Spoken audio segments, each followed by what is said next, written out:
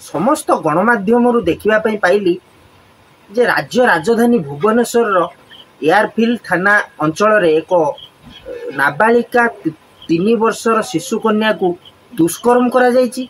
एभली कुत्सित एवं अमानुषिक घटना घटैथिबा दोषी विरुद्ध रे कठोर कठोर कार्यानुष्ठान नापी आज जातीय मानवाधिकार कमिशन को निकट एक मामला दायर करिछि एवं नाबालिका जनक दुष्कर्म होगा पर घरे जनईथिले।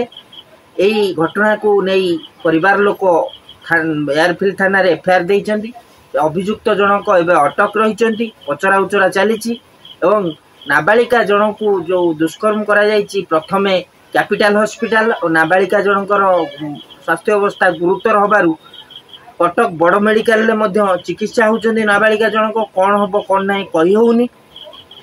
ये घटना एत अमानुषिक कुत्सित घटना घटैथिबा दोषी विरुद्ध रे कठोर कार्यानुष्ठान लिया जाऊ। मान्यवर कमिशन आदरे हस्तक्षेप करंतु। ए घटना रे मु DCP Bhubaneswar, DG police Odisha, गृह सचिव ओडिशा को पक्षभुक्त करिछि। मु आशा रखिबि निहाती भाव जातीय मानवाधिकार कमिशन ए घटना गुरुत्वर सह नहीं दोषी विरुद्ध रे कठोर कार्यानुष्ठान नवा संगे संगे नाबालिकार परिवार को क्षतिपूरण बाबद को 20 लाख टंकार सहायता राशि जोगाई देबे।